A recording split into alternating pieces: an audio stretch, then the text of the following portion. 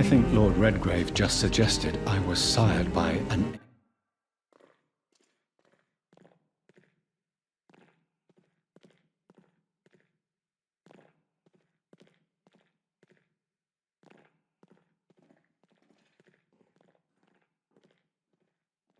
Good evening, sir. May I have your attention, please? Come on, Johnny. Don't you recognize your oldest friend? Clarence. Clarence Crossley. How are you? My God. So you survived the war too. So sorry I didn't recognize you at first. I almost didn't recognize you either.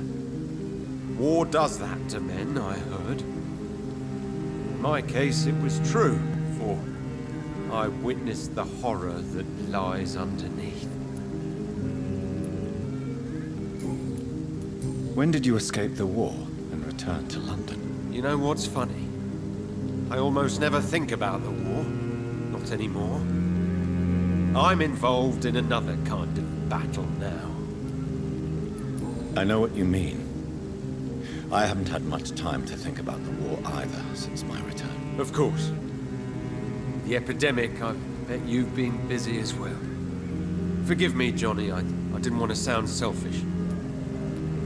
What is this new battle? I saw terrible things during the war. Horrors I thought I'd forget. They're here too. They're everywhere. Vampires.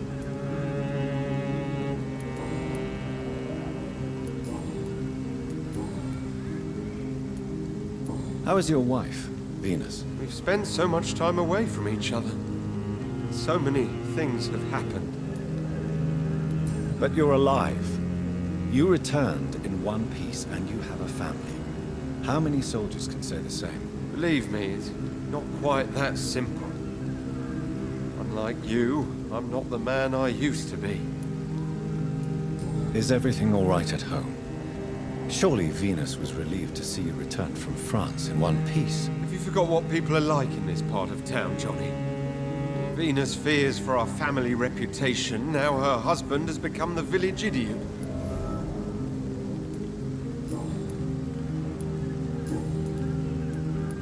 I'm investigating the source of the epidemic in this district. Can you help me? Infection is everywhere these days. If you ever go to the park near that swanky house belonging to the Mullaneys... Yes? What about the Mullaneys? What about their house? Not enough noise for a big family with children. Not enough movement. Closed doors. What is going on in there? I wonder. You need some rest, Clarence. You should try to sleep.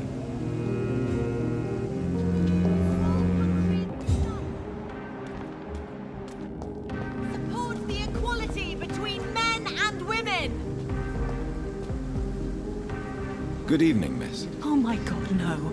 Please, Mr. Vampire, don't kill me. Please, no. I'm too young to die. I still have so much to offer this world. Wait, no. Why do you think I would... What? Don't worry, Dr. Reid. I know you wouldn't harm me. Mother told me you were in this part of town and might drop by. Your mother? My name is Charlotte, sir. Charlotte Ashbury. My mother taught me long ago how to recognize the signs that betray a vampire. I understand she also taught you how to tease and gently mock innocent young Ekons. It's a pleasure to meet you, Miss Charlotte.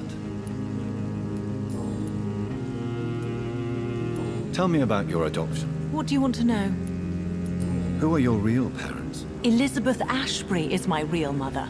She raised me and has taken care of me all my life. I have no idea who my progenitors are or were. Do you live with her? I still spend a lot of time in my mother's mansion, but I have my own house now. I have a life to live, you see. And one day, I'll have my death to face. How did you meet Lady Ashbury? First, I was an orphan in the institution for girls she manages in the West End. When I was 10, she adopted me, and I have lived with her ever since. Did you know she was a vampire when she picked you? The correct word is Ekon, Doctor. And no, I had no idea why my mother only showed up at night. She told me everything when I turned 16, though I suspected the truth for a long time before that. What do you think about this part of town? I was raised here, and I suppose it feels like home. You grew up in this part of town too, did you not? Yes, I was born a few streets away. A small world, is it not? Did you ever imagine that my mother was your neighbor all that time? That you could have met her in a dark alley at night? You won't trick me twice, young lady. We both know Lady Ashbury never hunts or attacks prey at random. Come on, Doctor. Don't tell me you never thought about that possibility. Her fangs on your neck. Oh, are you blushing, Dr. Reid? Is there something that's bothering you? Too much selfishness and individualism for my taste. Even when there was no epidemic. Even if that's partly true, may I remind you that many charitable institutions are financed by the selfish and filthy rich. I suppose you're right. But society must reform and renew itself, or we are all done for. What are you doing out here? You mean, what do I do outside at night since I am a woman? Let me ask you a question, sir. Would you ask the same question of a man? Actually, yes. I ask the same question to everyone who dares to go outside at night, considering the risks. Well, if you must know, I campaign for the right to vote for all women. Why should I wait to the age of 30 years when men can vote at 21? Are you a suffragette, then? Oh, you really are Elizabeth's girl. Without a doubt. All adult women have the right to vote in the US, in New Zealand, and in Australia. But women here can't vote unless they are property owners. No need to convince me, Miss Charlotte. I have shared your opinion for a long time. Even before I met Emmeline Pankhurst. Really? Oh. Now I see why my mother appreciates you so much. Too bad there aren't more men like you in the vicinity. How are the locals reacting to your claims? People here can't wait for a wall to be built to isolate the West End from the rest of town. That's how progressive they are. If this happens, Emily and I will blow it up. Explosives are very dangerous, young lady. And who is this Emily? She is my best friend, and a suffragette too. She was supposed to campaign with me tonight, but hasn't turned up. Have you any reason to be worried about her? Recently, Emily started to believe in... well, she got interested in vampires. I'm afraid she might be in trouble. Let me guess. You spoke to her about us, didn't you? Despite your mother's warning. I think I should try to find your friend. Oh, that would be top-notch. I can tell you where she might have gone. You have my thanks, Dr. Reid. And please, don't tell my mother. What exactly has your mother told you about me? Your name and profession, obviously, and the mystery about your maker. I'm sorry to hear about what happened to your sister, sir. Mother says it was not your fault. Does it not scare you to know what I am? What your mother is? Why should it? My mother is the most compassionate woman. Must I be wary of her, Dr. Reid? Or you? Of course not. You have nothing to fear from me, or your mother. Good to know. And don't worry, my mother told me everything I need to know about vampire tricks, their nature as well as features. Your mother is not like any other vampire I've met. I believe she thinks the same about you, Dr. Reid. Do you know why Lady Ashbury chose you to become her daughter? No, I don't. Each time I ask her that question, she smiles and says it's precisely because I dare to ask such questions. Do you ever regret that she chose you? Of course not. Though I often wonder if she adopted others before me. If so, where are they buried? How was it for them to pass through life with a never-aging mother?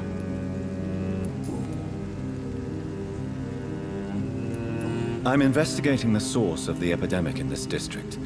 Have you noticed anything unusual recently? A few days ago, I spotted a strange house while campaigning for women's suffrage.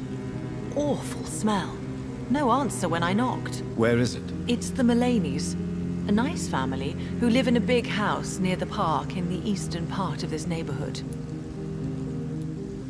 Goodbye, Charlotte. Give my best regards to your mother when you see her. She's been quite busy these last few nights. I suspect you may see her before me. Whether you need to buy something or not, I am happy to help. Good evening, sir. Please forgive me for disturbing you. I'm a doctor. I never judge a man by his title, but by his attitude. And you are not disturbing me at all. I am Calhoun Russell, and I welcome you. Well, I must admit, good to receive a warm welcome for once. I'm Jonathan Reid. Welcome, Dr. Reid. Welcome to my humble shop. How is the situation in this part of town? Life is good and peaceful. We're lucky to live in such an era of progress and wonders. Are you not concerned about the epidemic? Oh, I'm sure the authorities would take the appropriate measure if the danger were that high.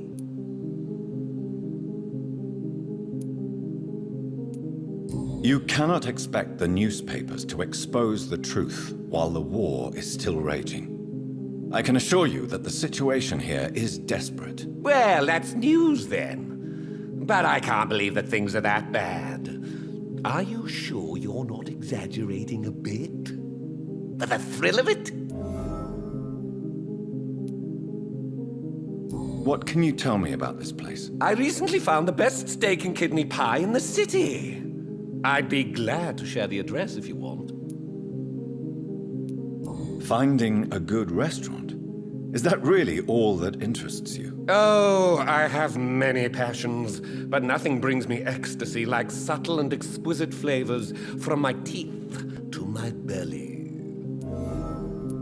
I must confess, I have quite specific tastes when it comes to nutrition. Really? Well, I'm always happy to try new exotic meals. If you ever find an intriguing table, please share the address. Is it not a little too late to be trading? On the contrary, it is the perfect hour. Believe me, my friend, it is always at night that you meet the most fascinating characters. But what about the epidemic? The bombs and raids? And all the random violence? Please, sir, this is London, England. We will prevail.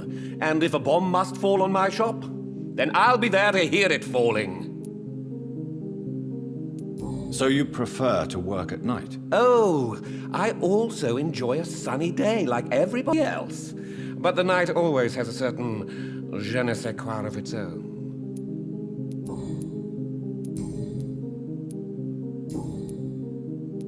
Do you have any family nearby? Not since my parents died. I'm London's lone gourmet. Really? But you seem to be such a pleasant and sociable fellow. I'm afraid the real hedonist has to be sometimes. I discovered ecstasy as a solitary pleasure, but it does not mean it can't ever be shared. London's lone gourmet. What a strange title. I used that name in my early years when I was a food critic, and I kept it. I'm investigating the source of the epidemic in this district. Have you noticed anything unusual? Not really. Wait, now that you mention it, I don't see the McPhersons in my favorite restaurants. They love delicate meals too, you understand. Thank you. It may be nothing, but I'll investigate anyway. Where do they live? They have a house in the southern part of the district, somewhere north of the railway bridge. There is a courtyard, if I remember rightly. I may have a look at your goods, Mr. Russell.